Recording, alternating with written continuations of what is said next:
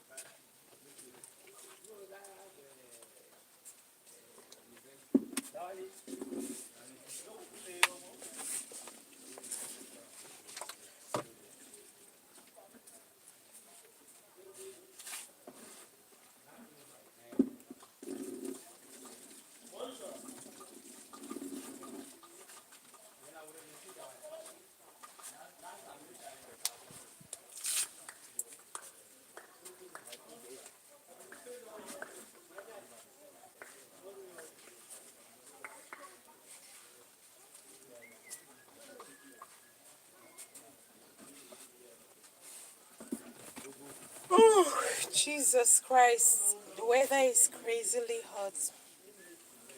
Extremely hot. Like, I don't know what to do right now.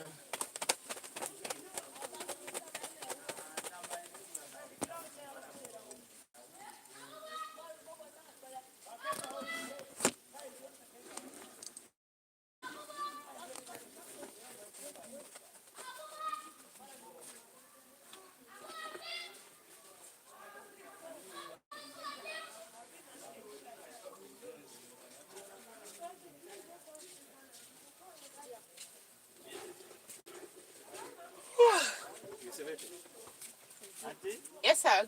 Good morning. Good morning. Still a morning. Hey, good morning. Yeah, thank you for the like. Thank you so very much. God bless you. The weather is great. Oh, hey everybody. Good morning. Please like the live, subscribe to the channel.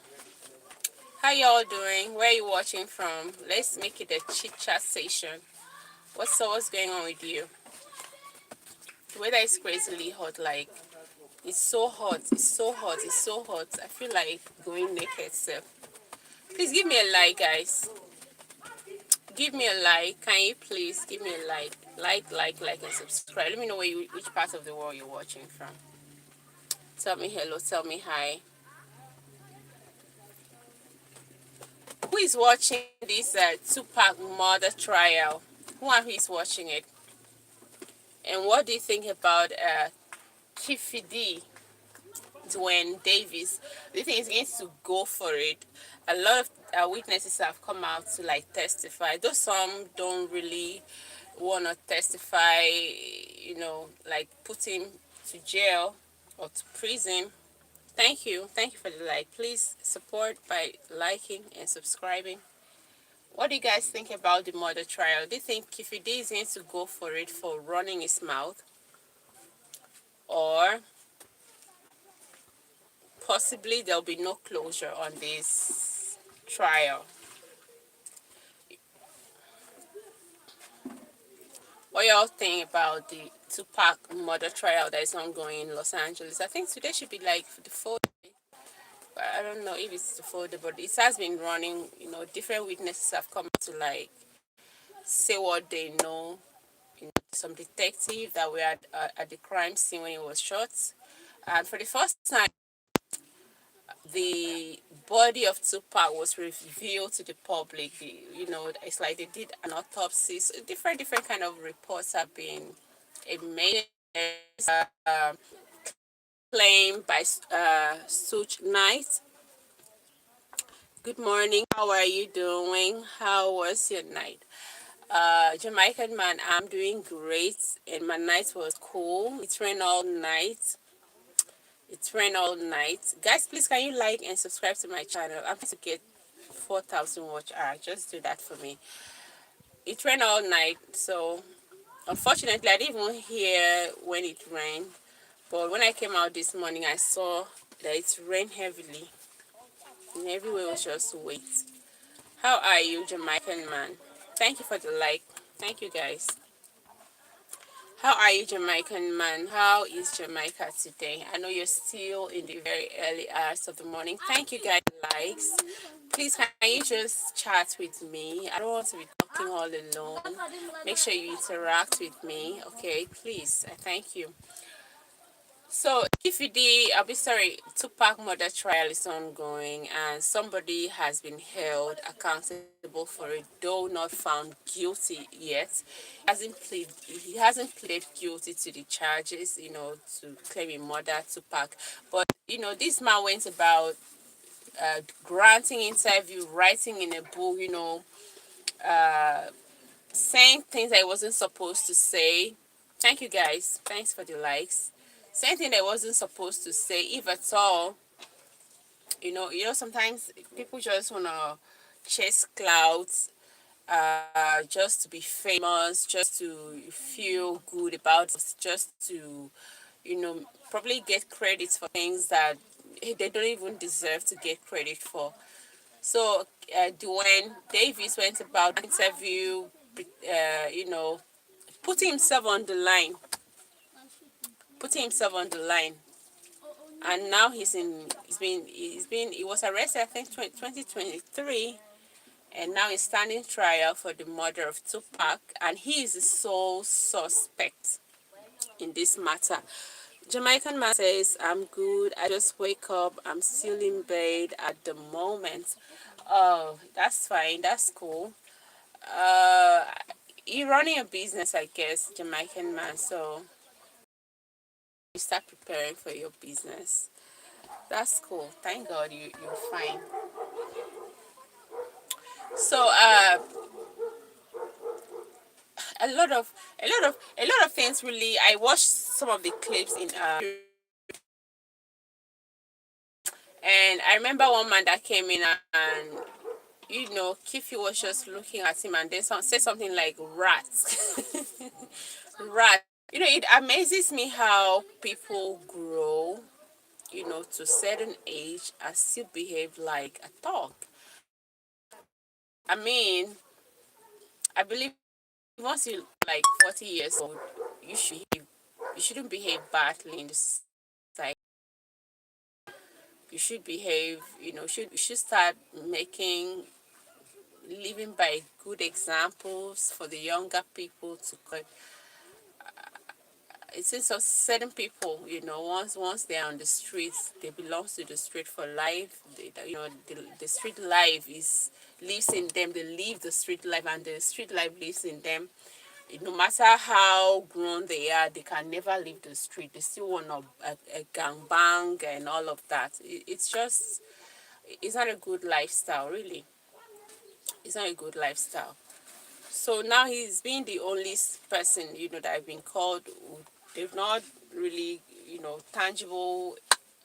This thing is not there yet, but hopefully, this case will have a closure. It's been like years long, 30 years long, 1996. That's a long time till 2026.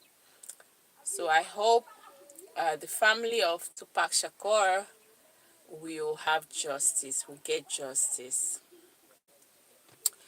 Jamaican man says, have you eaten your breakfast yet? Yes, I have. Jamaican man, I have eaten breakfast. This is about 11:50, almost midday, 10 minutes to midday. Breakfast around 9, after 9, yeah. And I ate rice again today, jollof rice. You have eaten. So what are you taking for today? What are you taking as breakfast today? Jamaican man, what are you taking as breakfast today? To my channel, this is Prostoryline. I'm a YouTuber from Nigeria and I'm from Nigeria. I was asking, is anybody following the Tupac murder trial? I'm not hearing anybody, I'm not getting any feedback from my audience. But I don't really have like a whole knowledge on the subject. Just some video clips. That's how I get, to know what's going on. But that's okay. That's fine. I want to talk about you know, South Africa again. The xenophobic attack. I've seen a couple of videos. Yesterday's video really got me mad. Chidinma Adesina was in the courts, trying to leave the courts. South African people attacked. South Africans attacked her. They're telling her to go back. I don't know why South Africans hate Nigeria so much. Nano says, are you from Nigeria? Do you know Victor Osimhen? Yes, I know Victor Osimhen. And yes, I'm from Nigeria. I know Victor Osimhen is our player here, like a footballer in Nigeria. A football player from Nigeria. He plays for foreign clubs. I'm not a football person, so but I know about Victor Osimhen. Osimhen. He's a very popular guy down here. We know him. He's from here. So Nano, where are you watching from, please? Please like and subscribe to the channel. I know I'm saying it this time. Make sure you subscribe to the channel and as well like the live stream. Victor Osimhen is a very good footballer. Very, very good at what he does.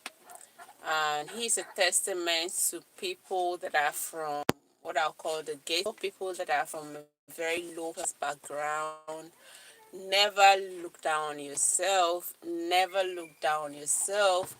What you need to do, try to discover yourself, try to discover your talents, and then work on that. Be focused and be consistent. God will be on your side. Definitely. They just be your limit to be a starting point.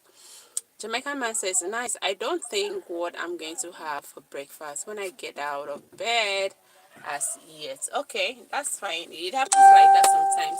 Like you just wake up, you don't know what you want to take. Especially when have you ever experienced this kind of a thing? Like if you don't have money, like if you don't have money and like you're very broke, that's to be so hungry. when you're so hungry, like all the hunger on this planet Earth will just come upon your stomach. You aching, you be immediately you have money, all right. Immediately you have money, and then probably stock your house with food stuff. You would even feel hunger. Poverty is a disease, so but yeah, you won't even feel hunger. We should just say, God forbid poverty. Poverty is not good though. Wallahi, poverty is not a good thing. Once you are hungry, like once you are poor, hunger comes like once the day breaks, you'll be so hungry. You feel like eating human being. You feel like eating like a chunk of meal. But once you are rich, like you have money, you have food in your freezer, you have food store, store in your store, you won't feel that hunger. You can even, like me, so there are days I wake up because I know how to, walk, create chores for myself in the house. I'll be walking, testing clothes, removing and then folding them back to the wardrobe, clean, clean, clean, clean. Before you know it's almost 11. I'll remember, oh, I've not eaten once. But the day I'm broke, they're sending hunger to come and kill me. So I don't know if others feel that way. If anybody feels that way. Alright guys, so welcome to my channel. My name is Progress and I'm a YouTuber from Nigeria. Kindly and please subscribe to my channel and like my live stream. Meanwhile, I'd like to know where you're watching from. I'd like to know where you're watching from, please. Thank you for tuning in. Please like my live stream, guys. Tap your screen to like the live stream. Tap your screen to like the live stream. Tap your screen to like live stream. I discovered that I have a talent. Though I'm not a rapper. Guys, please, can you like my live stream? Come on now. What's happening? Like my live stream for me, Biko no. I beg you. I'm having a little challenge right now. The challenge is just trying to meet up with the 4,000 watch hour. That's why I'm even like streaming every day these days. I know I can blame myself for not being where I'm supposed to be right now on this channel. That's due to having other things offline doing. So I don't really blame myself much. But for now, I really need to be very serious because YouTube just gave a new notice for an update on the events. So every day, just help me subscribe to the channel, like the live stream, and let's get the channel the 4,000 watch hour requirement. I wanted to talk about Chidinma Adetshina. So South Africans are like they're almost beating her. She's been trying to fight the case of her deportation.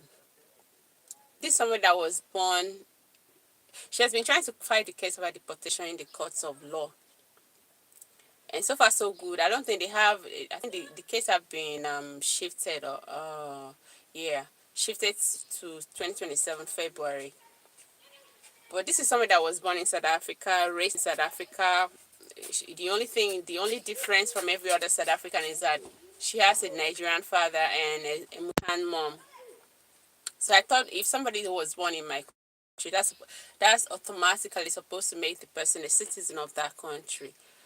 I don't know what the immigration laws in South Africa is, but the way and manner where South Africans treat people, fellow black people, is very disgusting.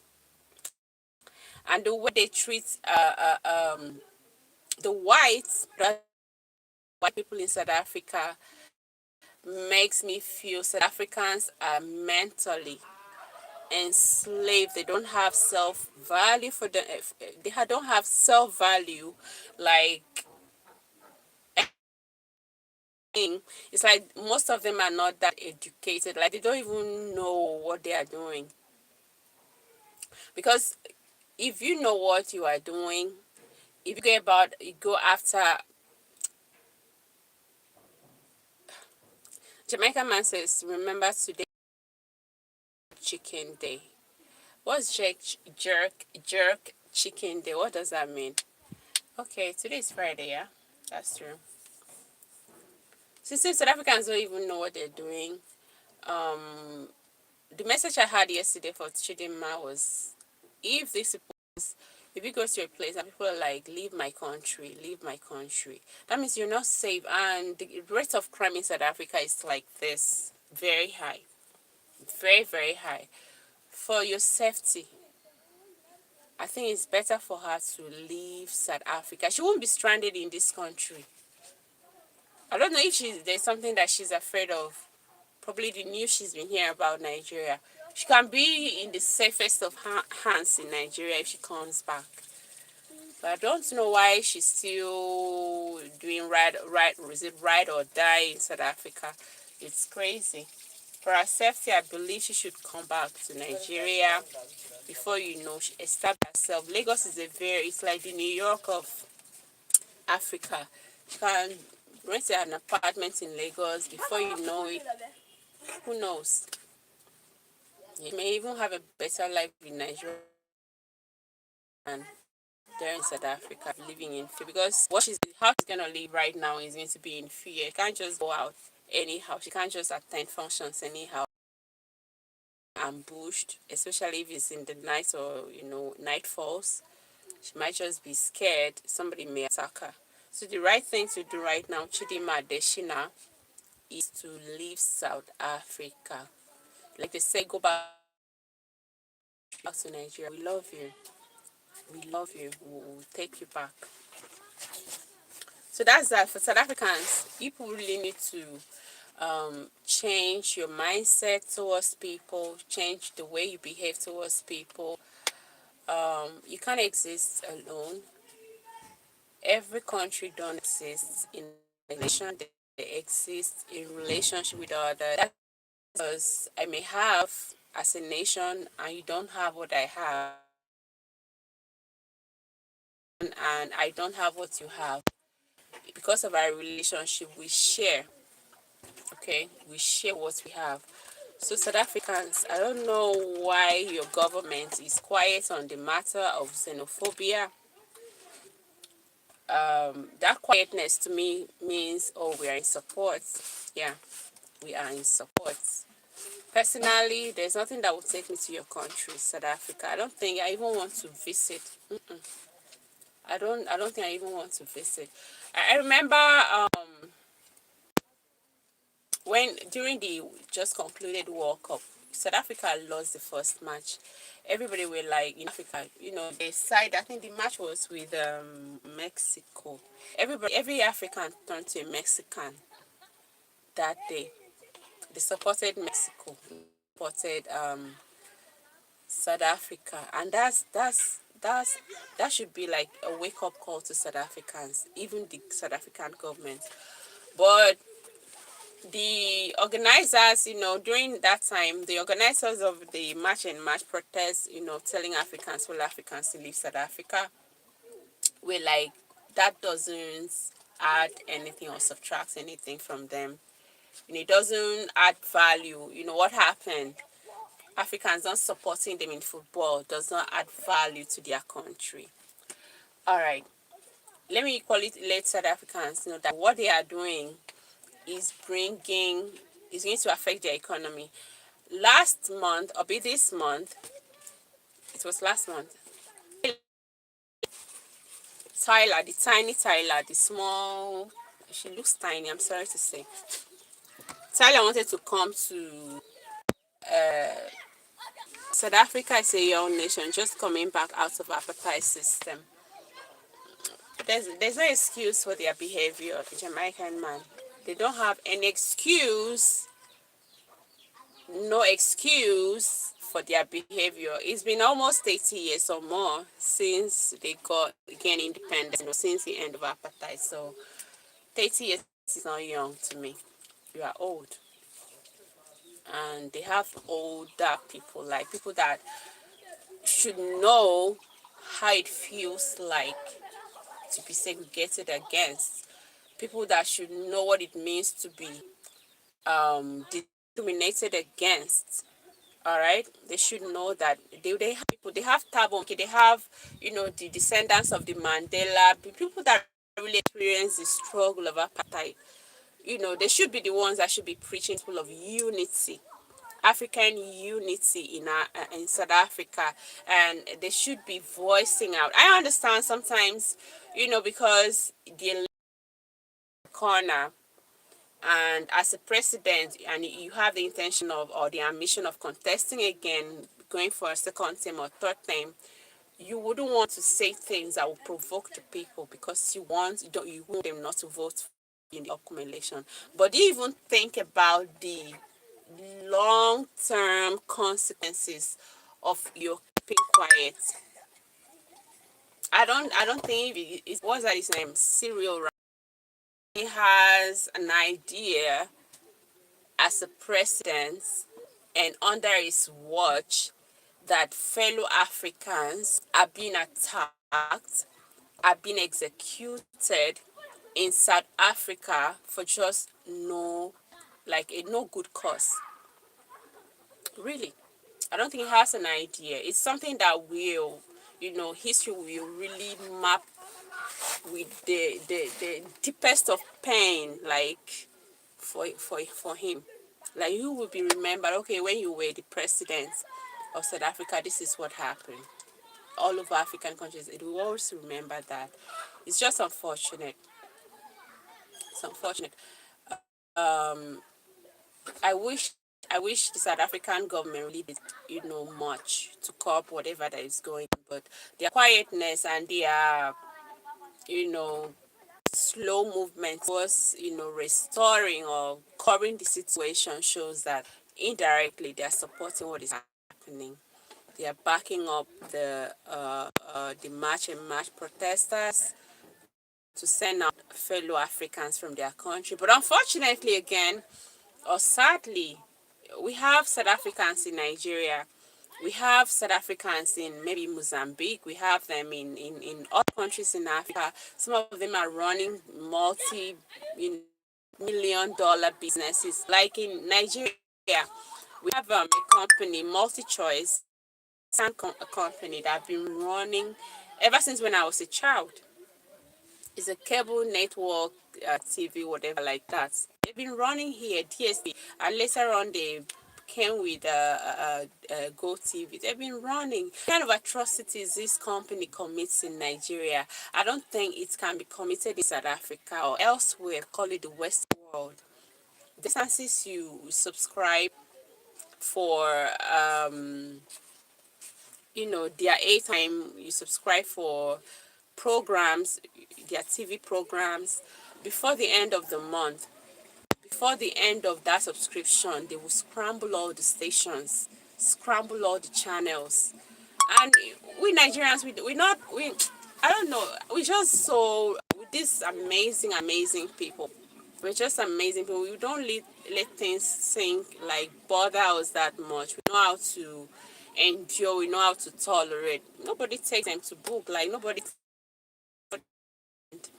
But it's the same cable TV network in South Africa, DSTV. They do pay as you go. Pay as you go. Like when you once you open your TV, you watch it. I don't know how to pay as you go. People should somehow pay as you go. Like if you watch it, you won't watch the whole day. Your airtime should expire. But if you just watch and then maybe a particular program and then go, you're still intact. They don't scramble. Jamaican man says Jamaica is over 60 years of independence, yet we are a young independent nation. 30 years, that's very, very young. Okay, Jamaican man, if this is going to be an argument, are you saying that because South Africa is like you just said, as a young nation, you shouldn't get things right, you shouldn't do the right thing? Because if you don't, like they say, charity begins at home. Like train up a child in the way he should go, and when he is old, he will not depart from it. That's I can apply that concept to South Africa as a young nation, like as you claim.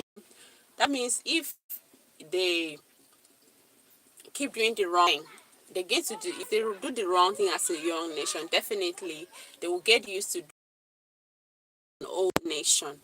Maybe when they like 100 years, when they turn like 200 years, the nation, it's like 200 years. So they keep, the blood of being wrong will be running in their veins. So it's not even an excuse. It's not an excuse.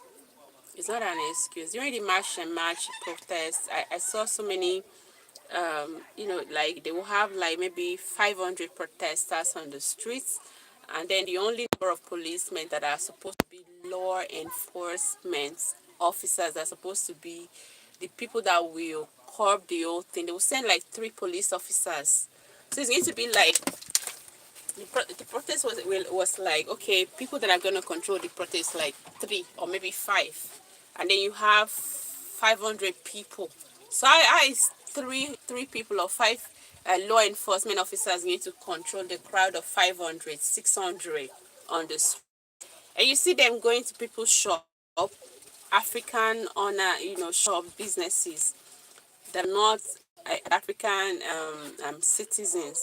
Some of them are even legally, in South Africa with their papers. Yeah, they will just come in, come out, come out, lock your shop, leave this place, and then they will call one South African. Hey, you take over the shop. Does that make sense? That's an atrocity. Like, it's very wrong. It's very wrong. It's very, very wrong. I don't know. I don't know. I don't know. I keep questioning the AU. What is the AU doing? I don't know. But I hope South Africa, whoever that is, that they listen to, will voice out his concern about this xenophobic attack on fellow Africans. Because in the long run, like I said, most of them, like during the World Cup, they were like, I don't take anything from them. It doesn't add value to South Africa. Whether other African countries supported them during the World Cup or not. But when Tyler wanted to come here, she was cancelled. I didn't, things were normal, and Tyler, the young South African singer, came to Nigeria. She would have made money. Right? She would have made money in Nigeria and then go back, travel to another African country, make money. But now she wants to go. If she wants to go to Ghana now, she be cancelled. She wants to go anywhere, she be cancelled. Within Africa, she be cancelled. Jamaican man says, remember, white minorities still. Thank you. Thank you. Thank you. See, I always say that. And the truth is, even deep down in that South Africa, I learned that there are some areas that those black South Africans are not enter. Like, it's solely this land belongs to the whites. We don't need black. No black person, black citizen of South Africa to penetrate this area. And yet a black person will come to your country instead of you to rally round, and then because everything is just stemming from jealousy, all the attacks is stemming from jealousy. I've always been saying this, and this is what I hear. South African men are very lazy. Like, when on Mondays, those that are not, those lazy ones who go to liquor stores morning, and then you see a Nigerian that left his country to your country, South Africa, establish himself with a business, contributing to the South African economy, employing South Africans, putting food on their tables, with consistency, with being focused. He become, the business expands, progressed. Before you know, you start envying, jealous, getting jealous. You think, oh, probably the South African government is the one giving him grants. He's doing too much. And before some Nigerian people, because of papers, when they come like that, because the business is flourishing, especially our Igbo brothers, they will want to marry somebody from there so that they can get, citizenship too. All right. So when they come like that, they will marry your sister, and our brothers knows how to take care of women. That's for sure. Especially our Igbo brothers, like, they take pride in taking care. They even prefer to be to look tattered, but let their wives look all kept. All right, their one yoma all kept. So when it's like that, they marry the South African sisters. The South African brothers be like, oh, look at them. They use money to blind our sisters. Our sisters don't want them. And if you even like conduct a street interview, ask South African women, between a Nigerian man and a South African man, who would you prefer to be in a relationship with? They will say Nigerians. So if at all, if I were to be a South African man, what I would do is to, like, learn the tricks of the Nigerians. What are they doing that they are capturing? If this is what is bugging me, what is bothering me, what are they doing that I, as a South African, not doing to these our women? What are they doing to capture the minds and the heart of our women? What are they doing to capture the attentions of our women? I will do that. I will learn from the Nigerians. And if they're flourishing in business, what stops you from going to them, Oga, or maybe you just, maybe an employee, you learn from them. Go establish your business. Go and establish your business. Learn from a Nigerian. They know how to do this thing. Establish your business. Learn from them. Add your own skills. And then you even do better than them. Instead of being jealous, instead of being envious, instead of go back to your country. Now, all the Nigerians, all the foreign African nationals that were operating businesses in South Africa have left the country. South African man says, Jamaican man, I'm saying South African man, says, at the moment we can enjoy our country, South Africa, enjoy the appetite system at this moment. I think the appetite thing is not really like that pronounced. How do I put it? The appetite is still not over. Okay, it's still not over. Remember, the minority, they call it the white minority, are still the ones that are rulers. Okay, they're still the ones occupying the best of jobs, the best of you know, environments in South Africa. Yeah, they are. The black is still like a secondary citizen, a second class citizen in South Africa. Yeah, the appetite thing the only thing is that it's not as wild. All right, it's not as wild as it used to be. It's not as wild as it used to be, whereby they were killed, they were, you know, you can't enter. Once you enter a bus, that the white goes to the, you know, the front row of the bus. You go as a black person, you're not supposed. So it's not really like that anymore, but still there's still an underground appetite practice in South Africa. But those blacks, Mumu, they won't learn. That's the thing. They won't learn. And one thing I noticed is that I hardly see, like, Nigerians, you know, we travel a lot. I hardly hear, oh, South African outside another, maybe like in the US, you see, you walked in and then see South Africa. I hardly hear, okay, I stumble upon a South African on the streets of the US or LA or New York. I hardly hear. Or maybe in London. This thing they did is really affecting them. I remember the video clip I saw of one sister of hearing a South African outside outside of South Africa. She was at London, one of the airports there. So she wanted to, I don't know whether she wanted to fly internationally, but she wanted to like fly, and she was stopped. The immigration guy stopped her, you know, started questioning her, like unnecessary questioning. You know, when they want to like mess you up, F you up, they question her. They question the hell out of her life. You know, she should explain and explain. She don't explain tire. At that point, you know, she started making video that she doesn't understand. She doesn't understand why they holding her. Why they? I said, you don't know. People are watching the news. People are watching the news globally. What people are doing to fellow, if you do this to a fellow black person in the black continent, then if you go outside, you that is supposed to, you know, the black people that are supposed to like rally around, protect each other, and then you are doing like this, okay, you people are not African, you're not black, fine.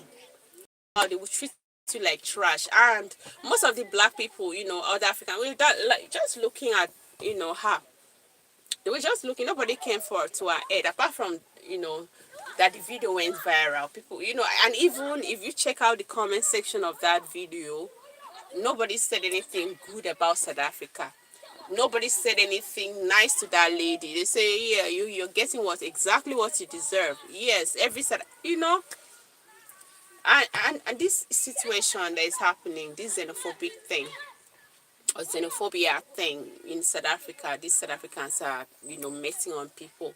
It's going to affect innocent people. It's going to affect innocent Africans. Oh, sorry, not innocent South Africans.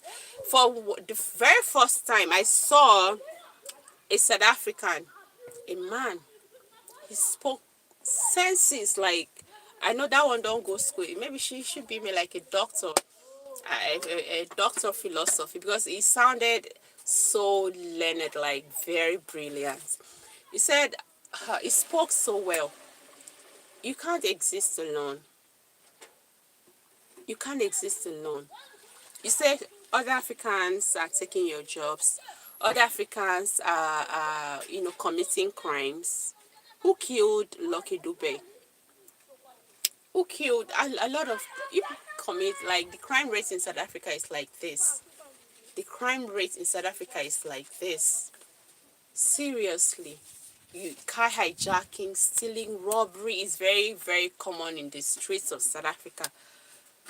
You're telling these people to go. Now they left. The whole environment is deserted. The business centers, the place that used to be like booming, booming business premises are all empty.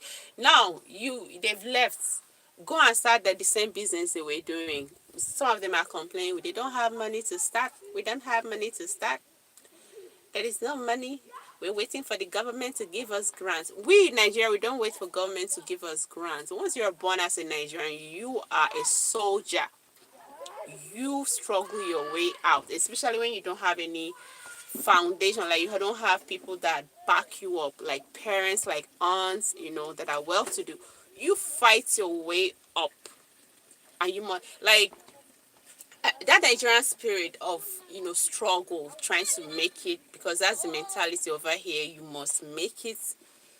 You must make it. That Nigerian spirit will make you make it. Yeah, it's real, because you are very consistent. You're very, very, very, very, very, very focused on what you're doing. Definitely, you'll make it.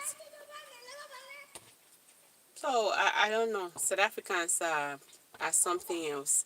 Jamaican man says even Nigeria is a young economy nation, because this Nigerian nation really started after 1979. No, Nigerian got our independence in 1960, 1st of October. So Nigeria is on Nigeria is like 60 something. Is it 66 now? I'm 66. Nigeria is an old country. Oh. Nigeria is old. I watched a documentary before, I think like a couple of years after independence, during the civilian rule, things were doing very well in Nigeria, not until the military take over. Those ones, they rule by laws, and by what they call decrees. So once they say you must do, you don't have to argue. So that's when things started changing. Everything started spoiling. The war, Nigeria, Biafran War brought another, wave of destruction on the country's economy and everything. So Nigeria is not a young nation. It's 60 plus. 60 plus. And we're still learning our lessons. We're still learning our lessons. We're still learning our lessons. So I just pray, African countries will unite, because we've been through a lot. Poor leadership, poverty. The poverty is not even poverty. We're not poor as per se. We're not poor. I always say that Africa as a continent is not a poor continent. Like in this continent, on the soil of this continent is embedded crude oil. It's embedded with diamonds, gold, so many expensive minerals, like pure. You get like $1 billion minerals, solid minerals, liquid minerals, in which once it is tapped, it should have, this continent should be like even more than Dubai. The way Dubai is, I left Dubai used to be a desert, but because of discipline, the only problem with African countries, or yeah, is discipline, bad leadership. We have terrible, terrible, terrible, terrible leaders. People, there's one thing about being born into a rich family and being born into a poor family. Somebody that is being born into a rich family, if he sees food, let me use food as an example, because he's been eating this kind of food, probably all these, intercontinental or continental kind of meals. He's been eating it, once in a while in his home. If he sees it outside, he wouldn't want to like eat that much, because it's something that he's used to. Do you get? But for somebody that is from a poor home, Probably every day is Gary that you drink. Every day is every day is Gary that you're drinking. And maybe you went for an occasion, you saw rice with big chicken, big turkey, turkey laps. You be devouring it. Sometimes you even carry it back to like put it so that you take it home. So that's the kind of leaders are. Some of them that were really not, born into wealth. Once they get to that leadership place and they are, exposed to so much money, they want to loot the coffer of the government, loot public fund, just to. It's crazy. Loot their lives out. Jamaican man says, I never talking about Nigerian independence. Remember, there was a lot of fighting after independence. Yeah, there was. That was the Civil War. There was a fight. I agree, there was a fight. But still, I wouldn't agree with the fact that you call Nigeria a young nation. 63, if you're a human being, you know, at 63 years of age, you're an old person, like you're an elder. So Nigeria as a country is an old country. So I wouldn't want to agree that it's a young, no, it's not. Yeah, you may not compare, I may not compare it to the US and other countries that are like 100, 200 years old or 200 plus years old, but Nigeria is not a young country. And South Africa equally is not a young country. We should just get our acts right. That's the thing. We should get it right. We should get our acts right. That way, the continent will be moving forward. Look at what is happening in Burkina Faso. Ibrahim Touare, ever since he came in, even like if you're a good leader, even the Bible says that if you're a good person, if you're a good leader that is leading your people, as you're leading, they will be praising you. Like the evidence will be there. People won't be complaining. People won't be whining. People won't be your subjects won't be whining. Oh, we are dying of hunger. Like it is happening in Nigeria. But if you are bad, I'm sorry for you. Imagine in a place like Burkina Faso, the president, the citizens, when they heard, that all these foreign agents were like against him, they're looking for a way to assassinate him. They're looking for a way to, neutralize him in any way. They laid him. The citizens had to like sleep on the streets leading to the presidential palace just to protect their president, their young president, because he's doing the country good.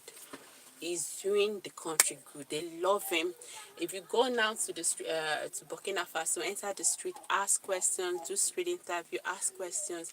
Everybody says nice things about Ibrahim Touare.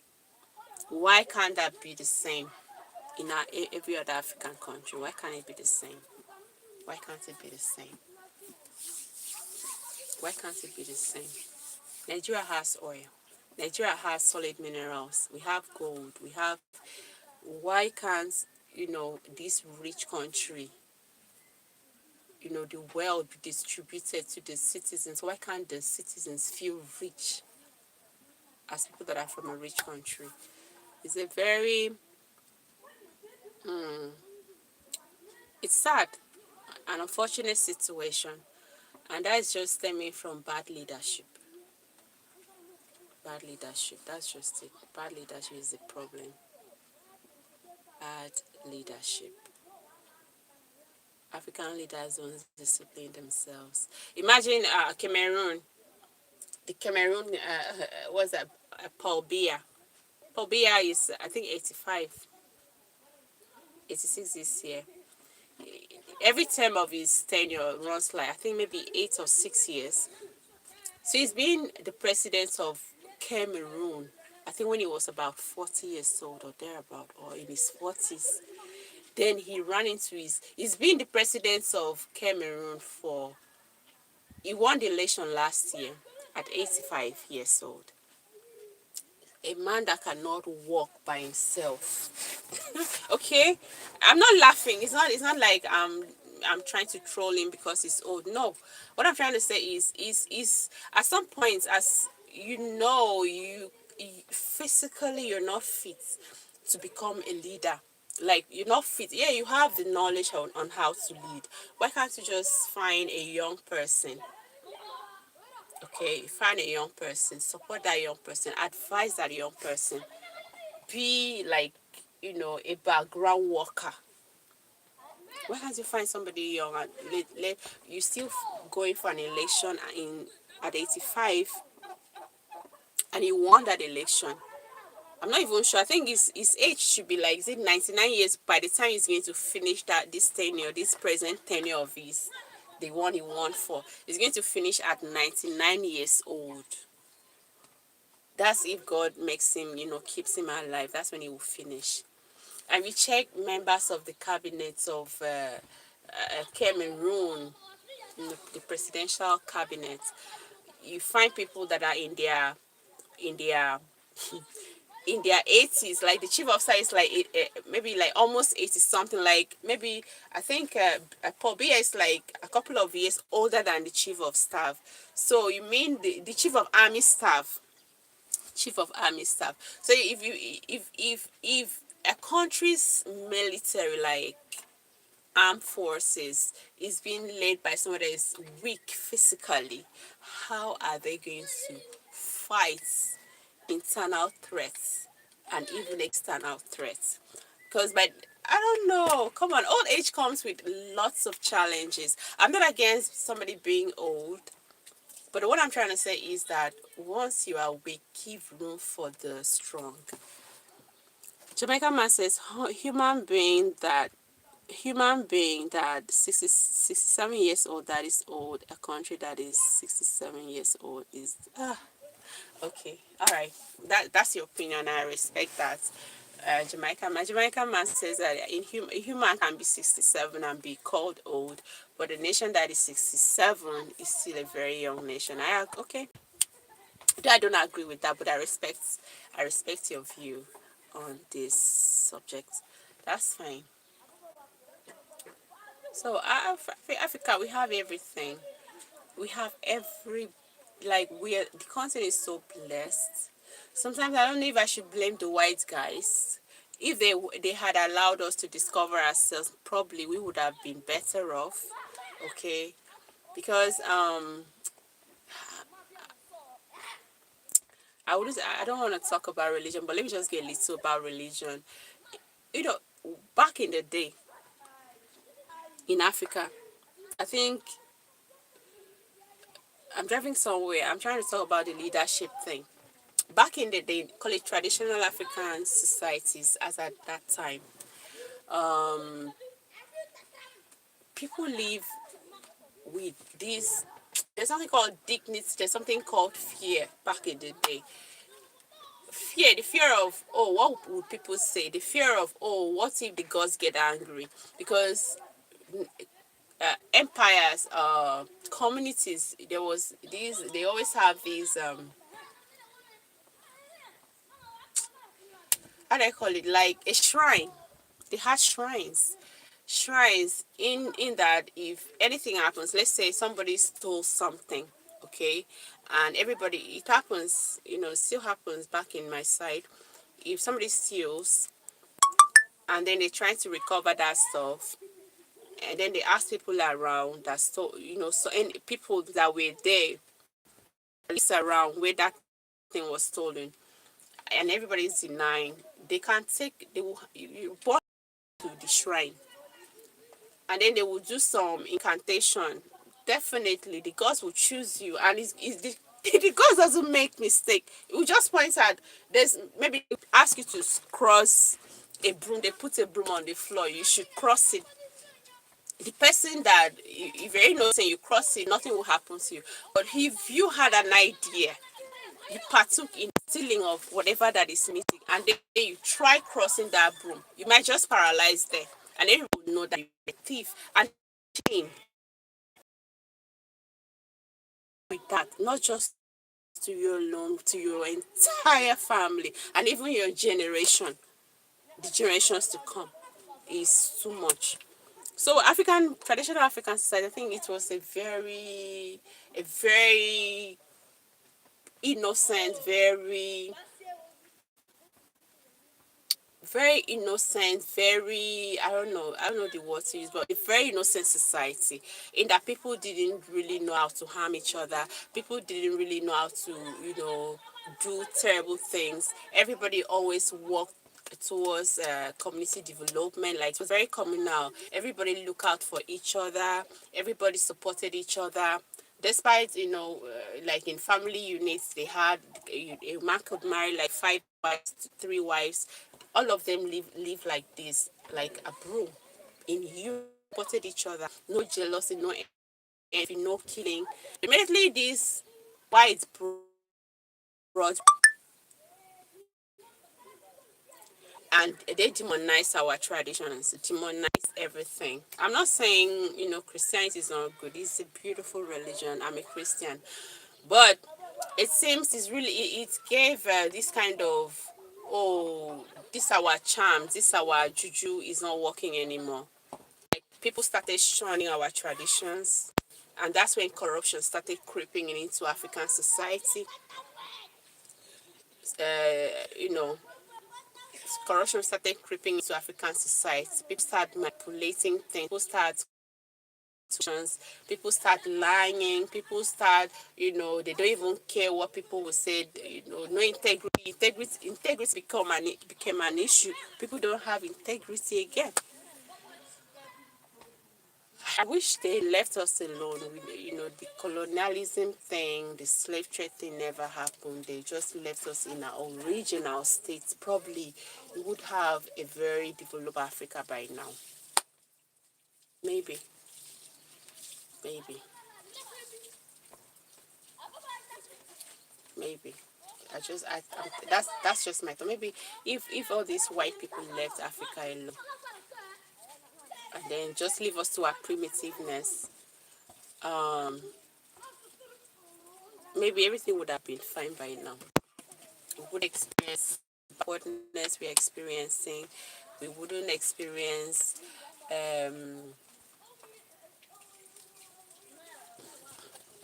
when you have a man that is 80 years old still holding on to power. That is a system that the West used to hold to.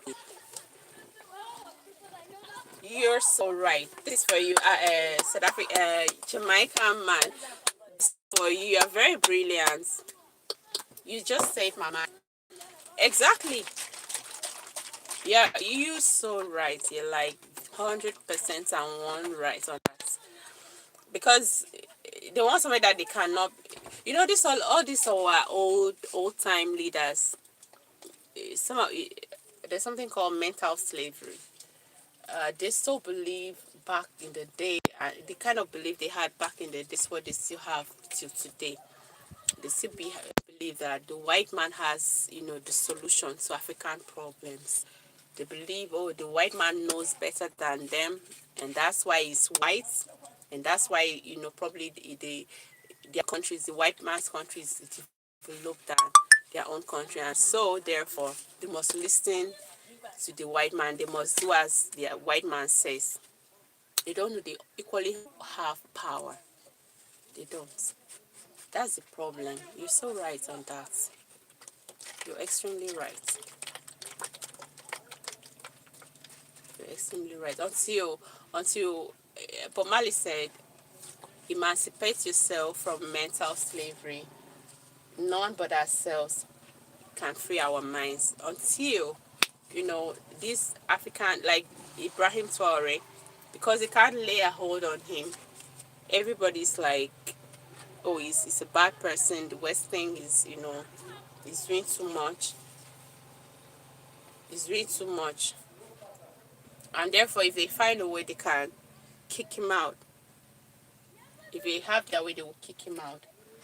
But God will not allow it because he's doing the right thing. And secondly,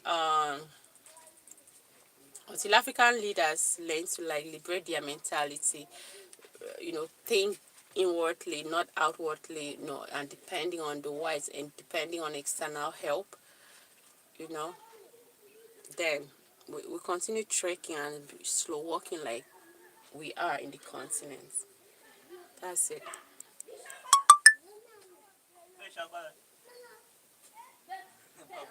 I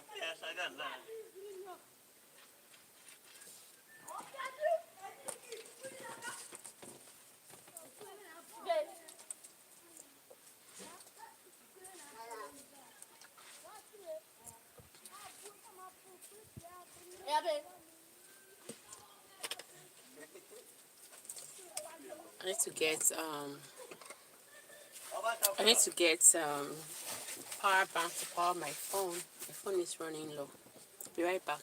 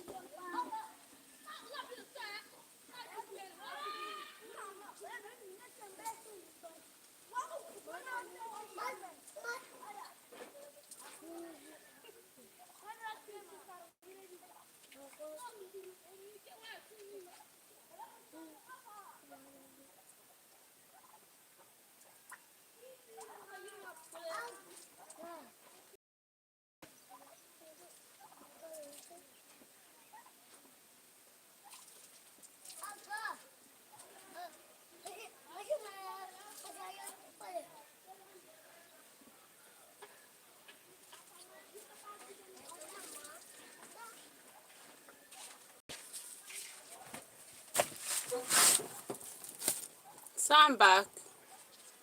My phone. Oh, I didn't get the cable. Sorry, 1 minute. Let me get the cable to charge the phone.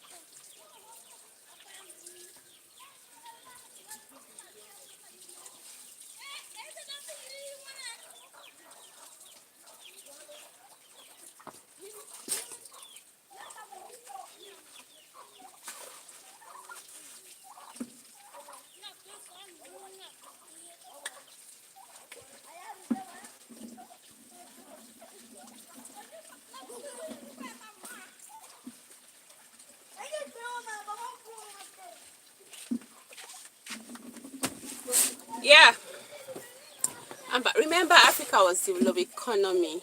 Was a developed economy before Europe start to develop. Africa was better. Like Africa was. I don't know. Okay. See everything that is happening. Everything that is happening in Africa, all the conflicts, all the division, all the tribalistic kind of problems that is happening in Africa is as a result of what the whites came and created. It's what they did that is causing problem in Africa. We were fine. We were fine. Yeah, we weren't exposed. We weren't enlightened then. Yet we were fine. We were doing great for ourselves. Africa was doing absolutely great for itself, for ourselves. Our ancestors were good. They do their farming in peace. They fed their family. They married many wives. They had plenty of children. Everything was fine. Everything was fine.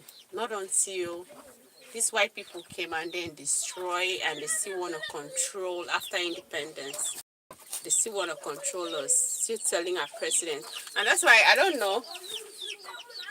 I just pray, they will give room to this our old men will give room to young leaders to come up. Seriously. That's the problem. That's another problem. That clingy to power. Too clingy to power. Like I made an example of Paul Biya. What are you doing in the president? Like, what are you doing as a political leader, like a head of state, a head of government at 85? At 85, you should be retiring. At 85 years old, you should be retiring. Like, be young. Paul Biya is not looking take care of himself alone, let alone take care of millions of Cameroonians as a president, or respond to the plights of Cameroonians as a president of Cameroon at 85. And then your tenure is going to finish when you are 99 years old. That's questionable. Even if you don't want somebody else from, can you check it yourself? I'll check it. I don't have another phone to like check it right now. And I can't tamper with the phone I'm using to do this live broadcast. So I don't know. There's a clean sheet to power. He said, if somebody's at that age and is still clingy to pass, he doesn't want to retire from being a president, that means, there are some forces behind, and Western forces that are gingering, supporting, helping him to clinch to power so that they can have control over the resources of that country. I believe it totally, and exactly what is happening. I see no reason at 85 you should be retiring, be sleeping, waking up, go play golf, play with your grandbabies, great grandbabies. That's what you should be doing, not being disturbed with what is happening in your country. And if that's all you need to be at the helm of affairs, you should be like an advisor. If somebody's doing something, you call the president, you shouldn't do like this, do it this way so that it will be better for our people. So until we liberate ourselves and mentality, until like the corrupt ones, our African leaders that are very corrupt, that believes in Nigeria, I think last month or a month before last, something happened. There's a former governor of a state called Abia State in Nigeria, in eastern Nigeria. His apartment was was invaded by these people called the EFCC, by the government, some government agents that checkmates, check people that are corrupt.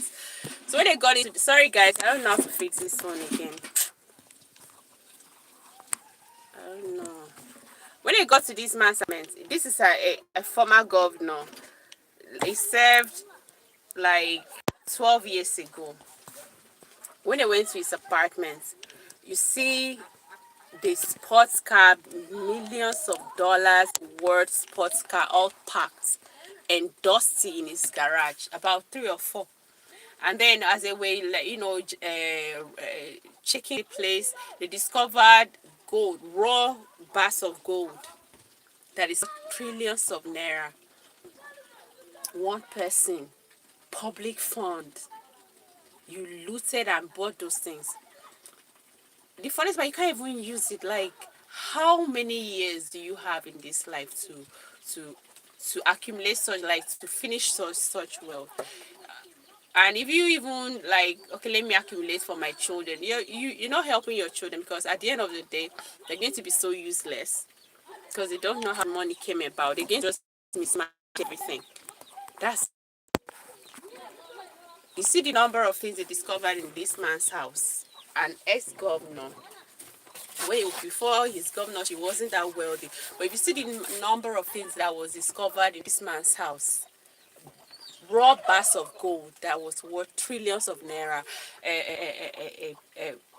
cash, sports car that are worth millions of dollars in his garage, all dust, like dusty. Nobody's driving it. He's just using, like, what are you doing? Recently in northern Nigeria, one of the politicians, they discovered, I should have sent for bread, starch, like the naira notes have spoiled, like rotten naira notes, heap like in a warehouse, all starch up. We don't know the number of years those notes, naira notes, are there. All rotten up, is not, it cannot be used anymore. Imagine the kind of wickedness people that are called leaders do to African people. They are leading a warehouse starch with cash for years. Really forgot that he had that money, and the money rotten, all rotten up, cannot be used. All torn, cannot be used anymore. Jamaican man says, let's just make Africa hold on back to the bad. For example, Brett Presley, one man having 10 wives. No, I don't think. That one is our culture. I disagree with you. I, dis- I disagree with you, Jamaican man. Excuse me. Actually, they demonize this kind of thing you just said, like one man having 10 wives. They demonize it. They demonize bride price as well. You're not supposed, no, you're not supposed to pay for love, but that's our culture.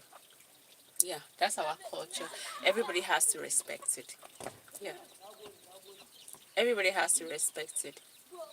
The only thing that the West tries to do to us, sorry, I don't hate people. Like, I respect whatever you choose, the kind of things you want to practice. I respect it. Your sexuality, I respect it. You choose to be gay, I respect it. You choose to be a lesbian, I still respect it. But it is against our culture in Africa, guys. Do you understand? So if you're, like the West, people glorify that those people like try to like find a way to like make them feel good, integrate it as a normal. I remember one time when President Obama, then, thank God for late Robert Mugabe of Zimbabwe. Then he met with the Zimbabwean president Robert Mugabe of Blessed Memory. I was talking about trying to grant, they should give the LGBT people rights in the country. They should embrace them. Blah blah blah. Trying to promote. It's a culture. You don't have, don't promote it here. If we respect, you respect. In equally respect what we respect, and we hold sacred in our culture. So I love the response he got from Mugabe. Mugabe said, "Okay, since you think same-sex marriage is good, you are a male and male now," and he started laughing. Do you get? He started laughing because in Africa you can marry more than one. Yeah, so I can equally add you as a wife to my wives. Nothing is wrong. I can add you, since we're promoting cultures, different cultures, your own culture. I'm promoting it. I will equally promote it. But he laughed because it wasn't something that was doable. Obama, he shoved that. Many, you know, people that really promote LGBT really wanted to promote here. That's because of the Western kind of, they want to shove it down our throat, which is very, very much against. Believes in procreation, we believe in numbers. As a matter of fact, these 10 wives they are talking about, let me tell you why the reason why an African man marries 5 wives, have a village of children. Let me tell you the reason. Culturally, the occupation of a traditional African people was just agriculture, like cultivation of land, production of food from their farmland, gathering, hunting. That was their major occupation. They didn't know any other occupation other than that. It's farming and hunting and gathering. That was what we did. What our so now, for you to be able to farm a large expanse of land, you need people, you need hands, and those hands are going to be your family. So you go take wives, impregnate all of them, they give birth, you train the children, they grow. When they have age to walk, they come help you on the farmland. That's how we. That was just the that was just how that's why African men married many wives. It was for a reason, for a purpose. All right, it was for a reason, for a purpose. They didn't just wake up. Okay, you know, to have many women is a problem. So, but even with that, those women, they knew how to coordinate them. That they live in unity in their homes. Those men knew how to coordinate them, in that those women live, respect themselves, respect each other. They live like sisters. They look out for each other. All right. So you bringing gay and whatever to our continent, to such people, they look at you. What are you talking about? I like knocking. What are you saying? Jamaican man says gay is a West culture. That's the passed down to us. No, yeah, it's a Western culture. So I disagree with them. I do disagree with trying to convince us to take it and trying to tell us to. So I disagree with them. Trying to. At some point, it felt like a forced thing on African continent. We have some foundations that came on the ground to try to garner support for people that are into such practice in Nigeria, like Nigerians that are.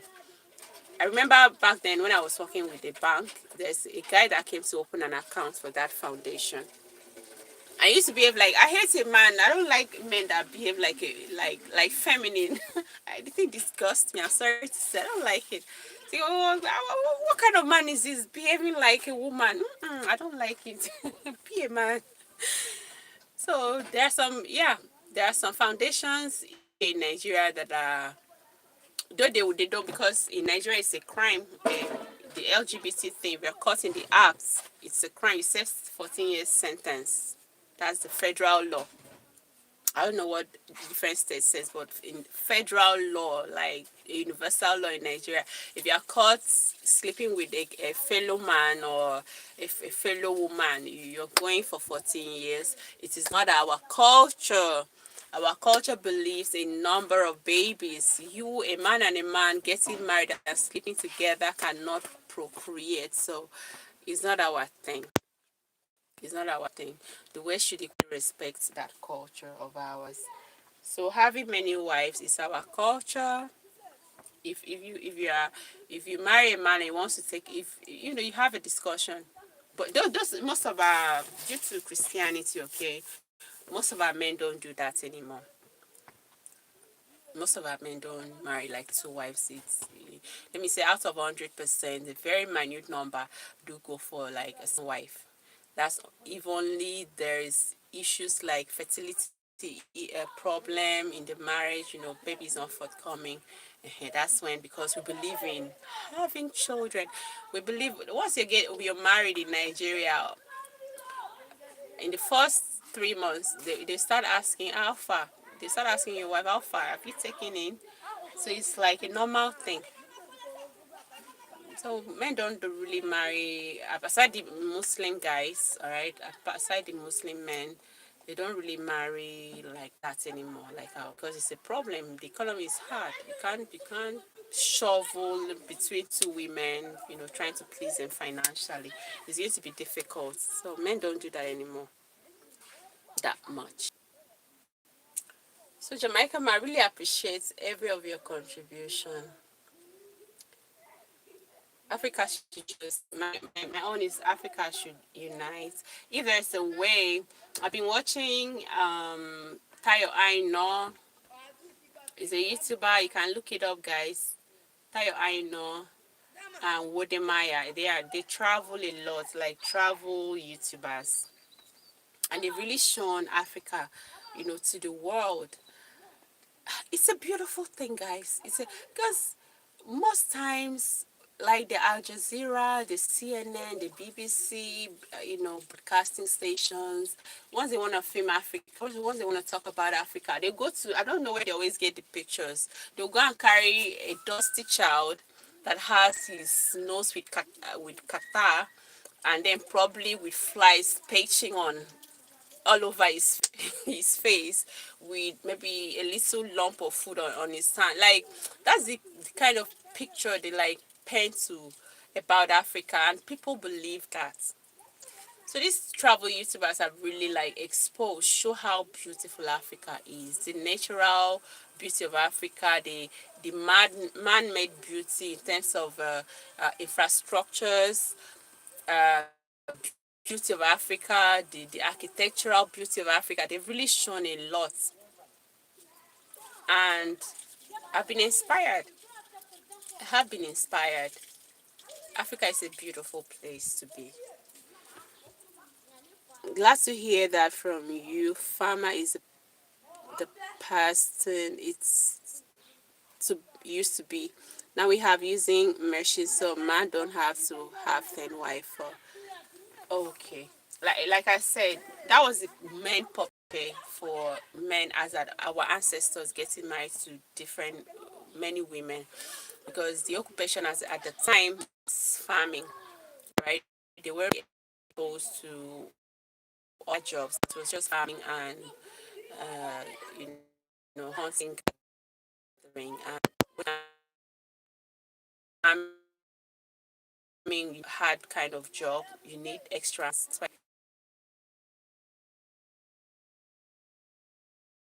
experience, licensed. The descendants of those ancestors are licensed. They are exposed. They are educated. Nobody even wants to do farm like that anymore. So most of our men, like I said, are not, and equally due to the religion of Christianity, most men don't marry two wives. They don't even stick to one on one wife. Except our Muslims. Okay, like in Nigeria, Muslims marry like two wives, three wives.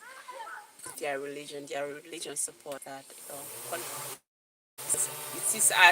It is as a result of their religion or influenced by their religion to take another wife. So, but what is wrong with? Let me ask you a question, Jamaican man. Jamaican man, let me ask you one question. They say there's a saying that says men are polygamy in nature. Are you reading this? Men are polygamy in nature. So, if a man is polygamy in nature, and then you have an avenue to take more than one wife, for you to take more than one wife, that you being married and then be cheating on your wife. What do you think? What's your take on that? Is it not better that you take a new wife or another wife than cheat on your wife that you already married to, that is sticking to one wife? I don't know if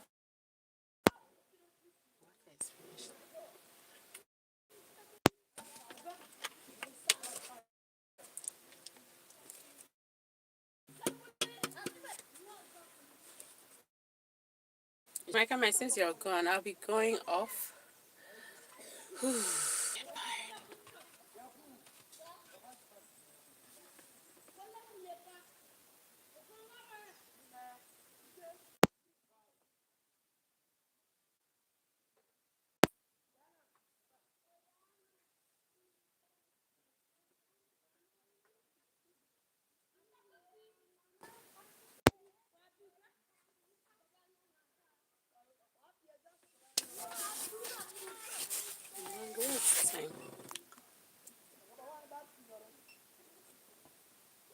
Jamaica Man, are you still with us? I ask a question.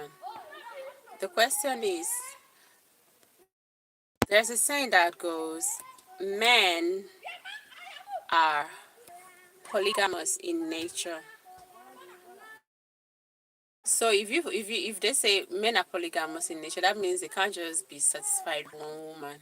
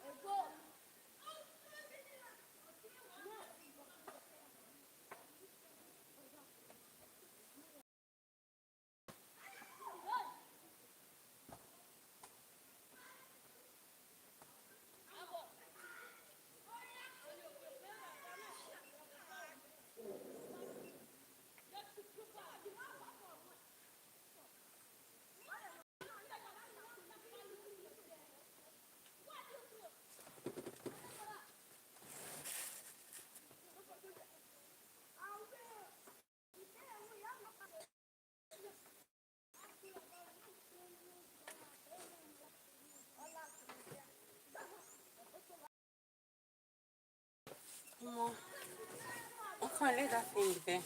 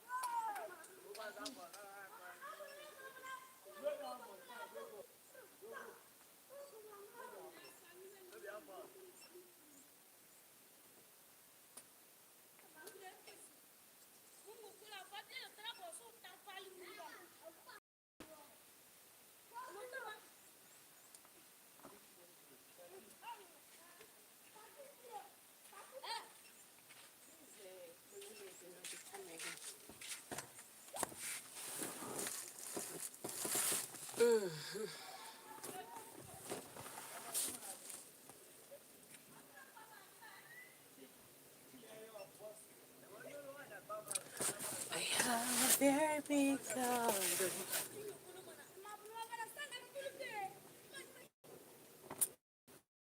Alright guys, I think I have to shut down. Thank you everybody for tuning in, Jamaica Man. What was the time for? Okay. So, Jamaica Man, you still with us? Hey everybody. Oh my god. Jamaica Man, Abby, you're gone. I don't know. You're still with us. Trying to get these things.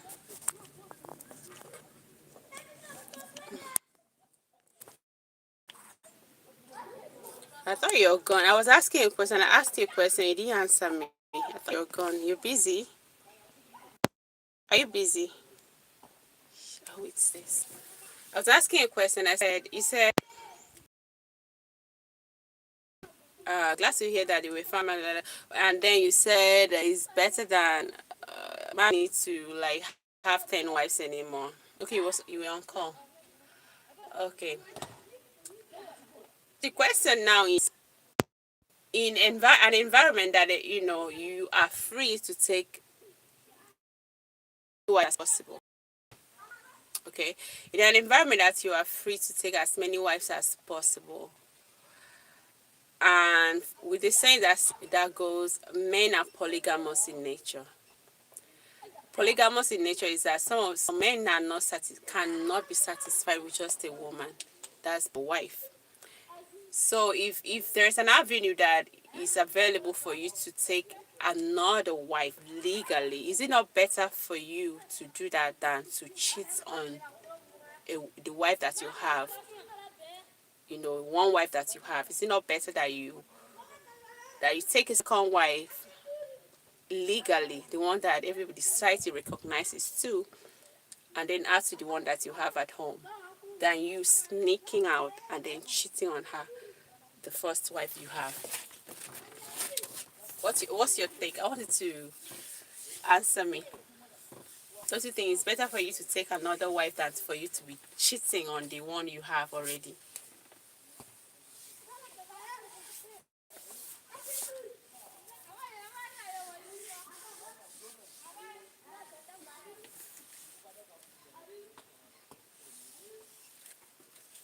Man, are you hearing me? I guess you're typing.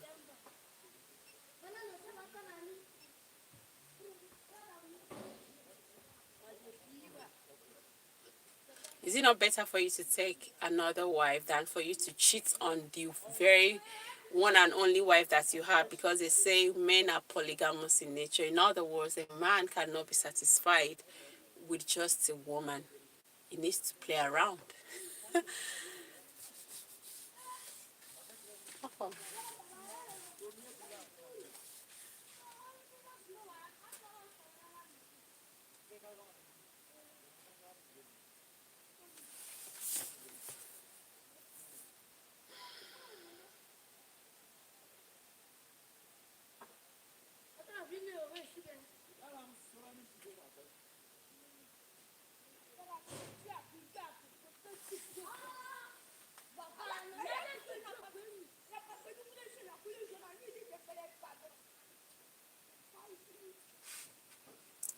Jamaican man, can you answer me? You're not responding. Is it not better for you to take another wife legally than for you to cheat on the woman you have at home as a wife? Since they say men are polygamous in nature.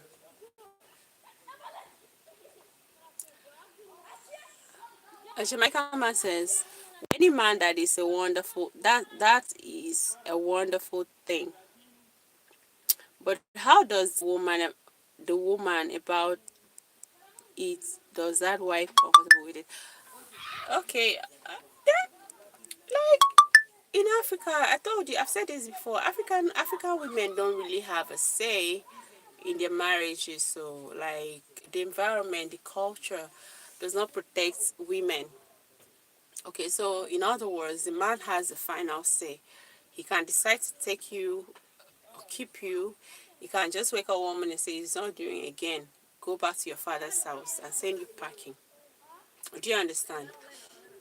He can decide to take as many wives as possible. The only thing is that sometimes the first wife, may not feel comfortable. So that means if you don't feel comfortable, you have to leave. You have to leave. So some men don't care. They don't even care about you. Most African men don't care about how their women feel.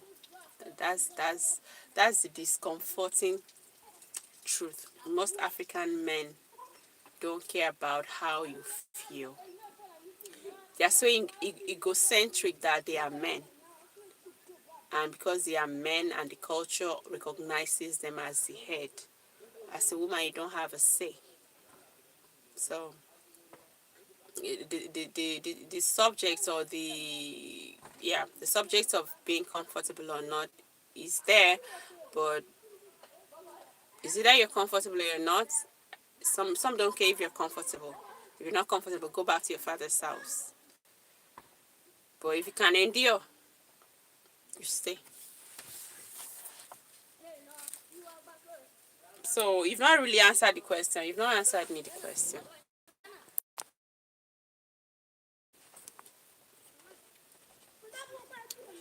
China, son.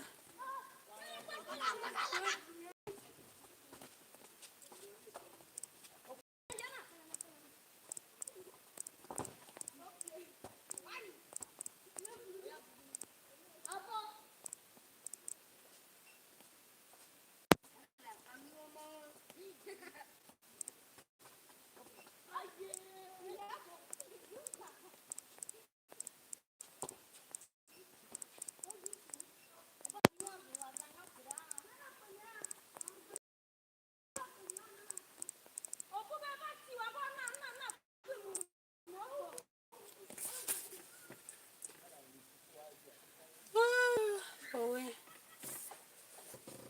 okay. So Jamaican man, the subject of being comfortable as a wife is the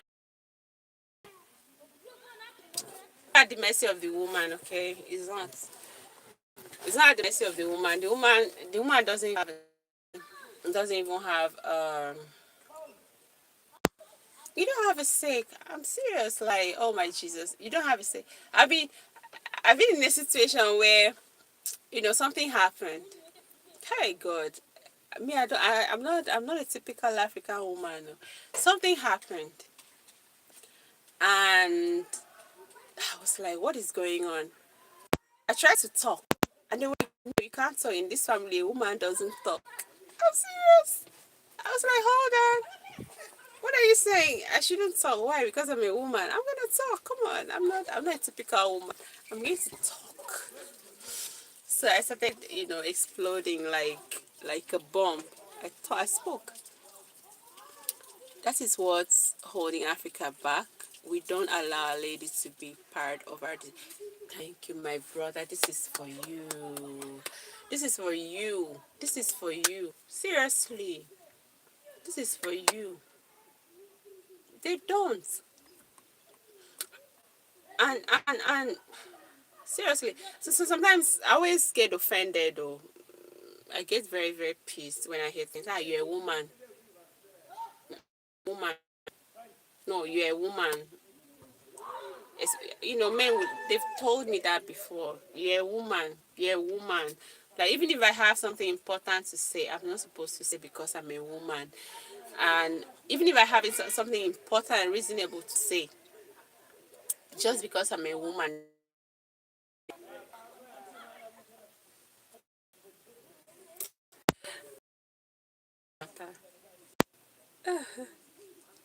But bride price is a culture, really. I don't know how you're going to figure it out with your girl without paying bride price. I don't know. Except, if the parents are actually Western bred.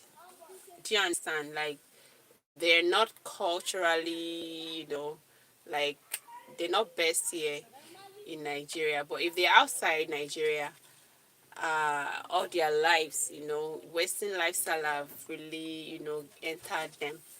It's no problem. You can talk your way out into not paying the bride price. But if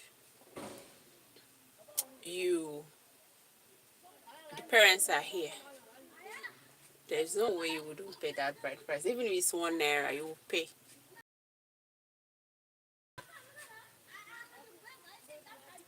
Is that important? You will pay. So I don't know how you see it, but the bride price is very important. It's important.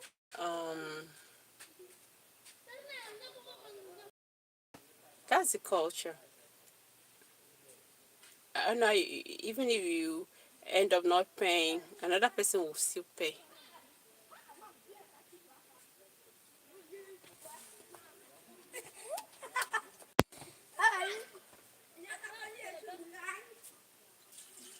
And who went out?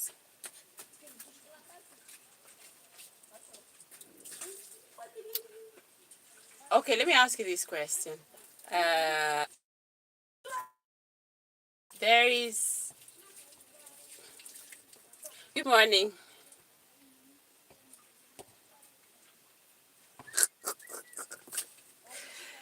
Hey, Kadari, please come and help me out.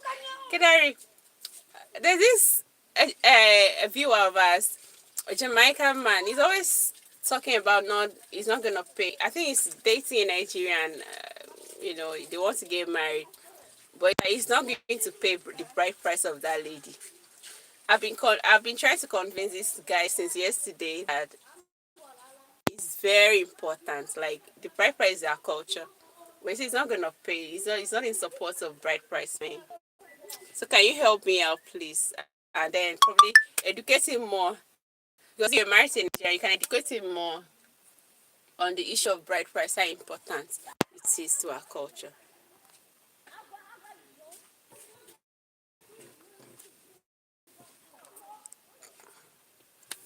How are you meanwhile, Mr. Canary? How are you?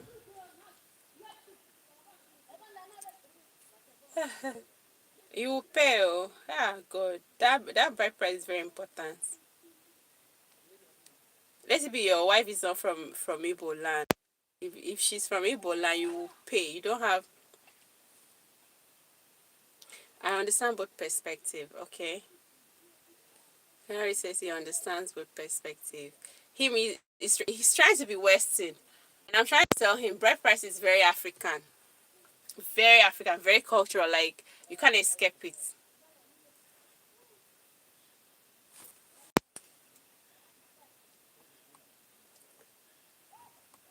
So like they say, give to Caesar what belongs to Caesar. You can't do away with it. You can't take somebody's daughter, even if it's one couple. You have to pay. Jamaican man, you must see. Except the parents of your wife to be all Western up, like they are Westernized. That's when you wouldn't pay that money. But if they are, real Nigerians, you will pay. Because the implication of it, one of the implications, if they are person, maybe the villages, say in Nigeria, one day someone will just stand up and say, hey, came and took your daughter, take your daughter for free. Do you know what? It's shameful. It shouldn't be called bride price. It sounds like buying a person. In reality, it is not, but it comes across that way. Bride price. Using the wrong words. It's dowry. That's what they call dowry. That's the word for it. Dowry. It's not bride price. Jamaican man is dowry. Are you fine with dowry? Like paying of dowry, not what price? Dowry. They call it dowry. It's not a bad thing. I don't think it's a bad thing. I don't believe it's a bad thing. Like where I'm from, pay certain money to the father as a dowry, pay to the mother, you pay the grandparents, you pay to the like maybe my grandma, my grandpa, you pay to the youths of my village. That's a certain number of amounts goes to the youth of my village. That's the males, like the boys, and then you pay to them, and then who again? The women, the men in the village. Oh, you pay. You will pay. You will pay. You don't have a choice. And let me tell you one thing, Jamaican man. Let me tell you one thing. Sorry for the noise.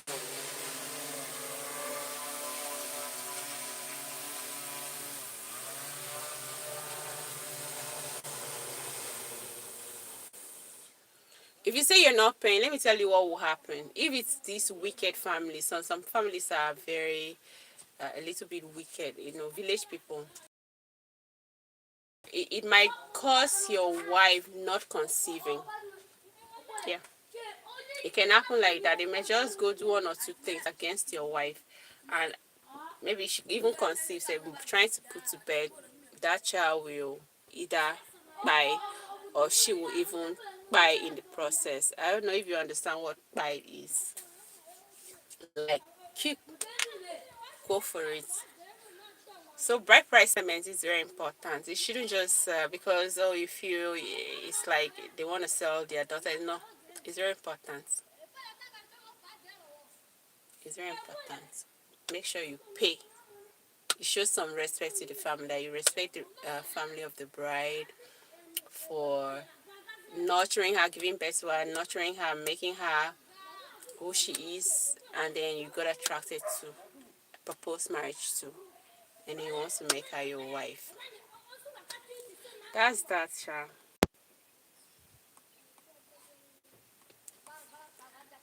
49.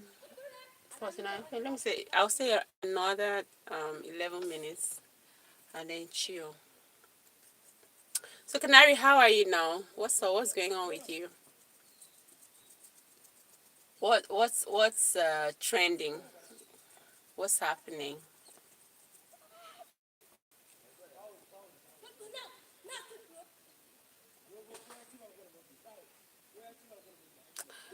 Jamaica man says a man living in your would prefer to open an account in my wife's name and put 20 million naira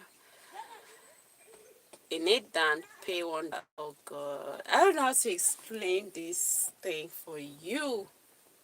Okay, if that works, fine. If that works, if the family. But what if you want to do the same thing? Like, you see, that's what you want to do. Okay, you just bring this kind of condition the parents of your wife, and then they disagree. What will you do? Will you still go ahead? And then they like disagree with the whole marriage thing. What will you do? Will you steal their daughter and then still get married to her? Will you do that? Will you go by force to take their daughter? You must marry. I know definitely the girl might want to marry, but will you force like take her from the parents when the parents are like, no, if you can't pay the bride price, don't take our daughter. We don't agree to this marriage. Will you still go ahead and marry her? What will you do, man? What if you propose this 20 million in account other than payments of bride price, and then the parents are like, no, don't. If you can't pay the $1, don't put the 20 million. We're not in support of the marriage. What will you do? Because it can happen. That's to show you the importance of the bride price. So what will you do in that kind of situation?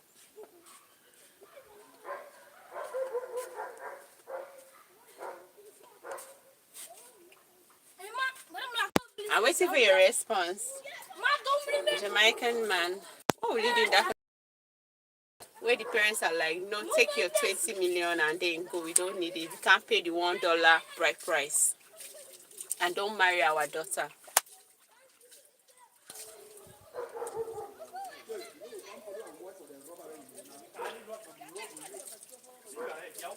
Hold on. Good afternoon. Yeah. Where have you seen your game? I've been in come out. Chicken sir. Where in room? That door.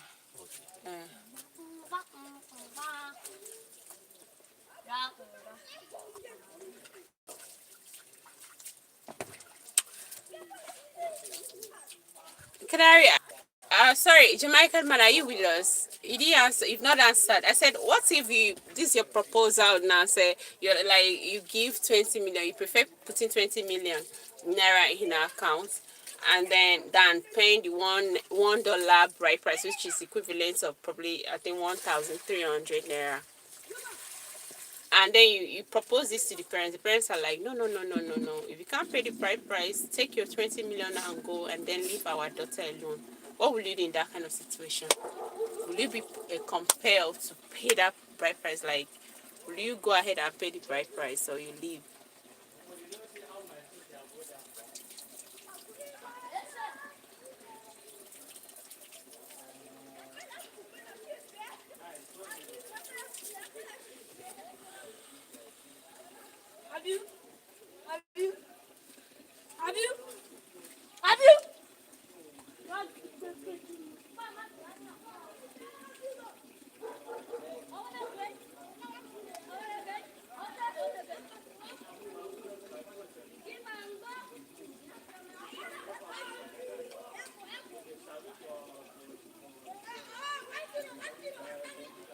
Jamaican man, you still with us?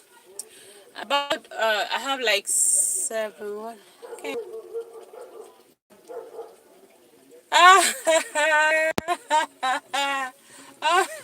I'm laughing you in Jamaica, man. I'm laughing in Ibibio. Ah ha ha ha ha ha. You don't even know what you like. I hope this woman is not. I hope your wife to be is not an Igbo lady. Is not an Edo lady. Ha. It comes with some things. So if you refuse to, when I'm ready for my wife, she will be here with me, and we are going to be married in Jamaica legally. I pray. Let me not drag it.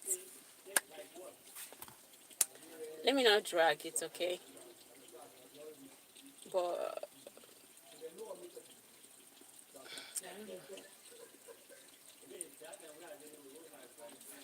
that means you end up. Sorry to say, you end up stealing. If you don't pay that bride price, it's like you stole it. I wouldn't call it bride price. It's called dowry. The bride price sounds like you're selling or they're selling. No, it's called dowry. DOWRY. Dowry. Who fetch water? Excuse me, let me off the water.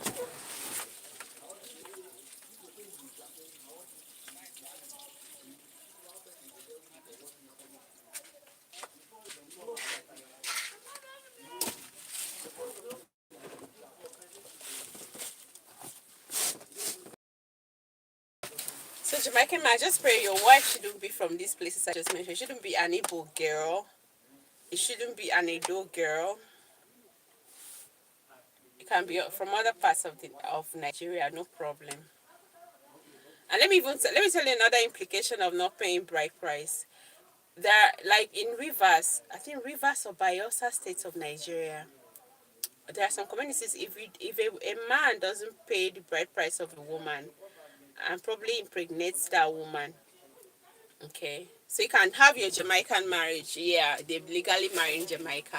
Everybody recognizes the marriage in Jamaica, but you didn't pay the bride price of the girl. Let me say maybe she was from Rivers or she's from Rivers State or Bayelsa. Do you know that the children will not bear your name? Like the children cannot take your last name. They will rather take the names of the father, your bride's father. That's your girlfriend's father, your wife's father. They will take their own name, maiden name, a son name, until you come and then pay that bride. It has happened. It's a cultural thing. So you know, we just learn to respect cultures, so we don't have problems. We don't have problems. Jamaica man says, "Oh, I know my wife going to be happy here in Jamaica, and from she's happy, I will be happy too." Yeah, marriage is a good thing. Or if you marry to the right person, the happiness self depends on you as a guy. How you treat her, that's when she will get happy. Treat her badly, she won't be happy. But try my advice to you as a Nigerian, if your girl is from Nigeria, make sure you try and pay the dowry. I wouldn't call it bride price, pay the dowry.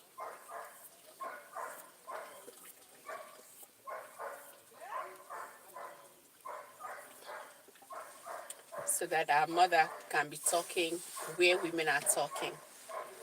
And then our father will be talking when men are talking, because she can stand up during African community meeting and then be talking and be like, "Oh God, shut up.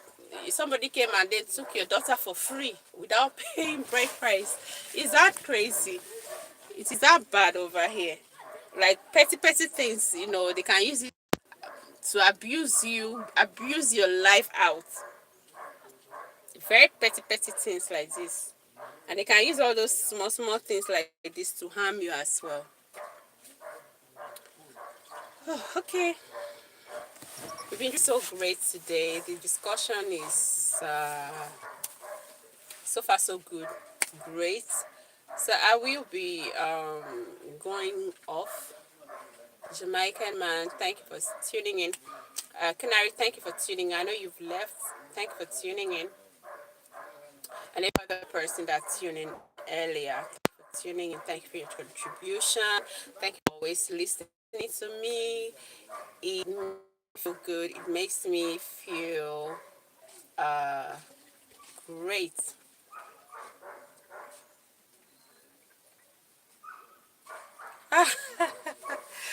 I understand. I do understand. I do understand. I do understand. Bread price cannot stop your happiness.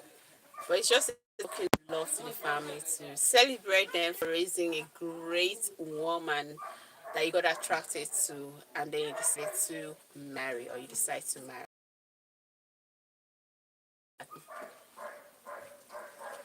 Maybe you should just stop calling it a bride price, call it dowry. Maybe that way it sounds better.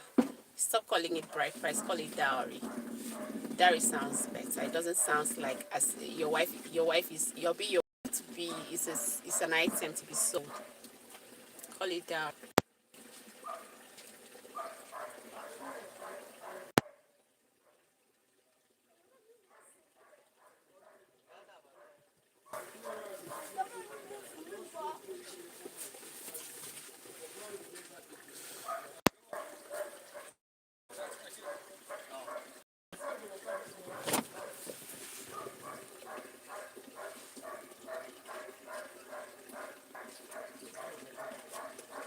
Oh, okay.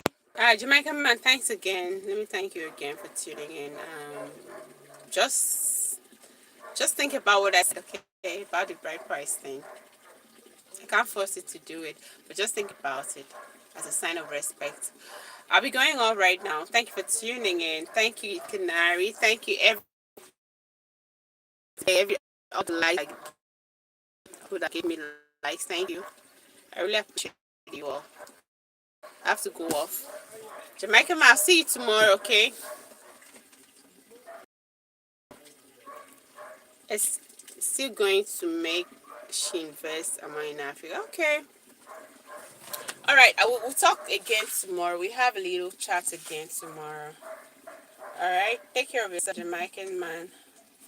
Thank you for tuning in today. Bye bye.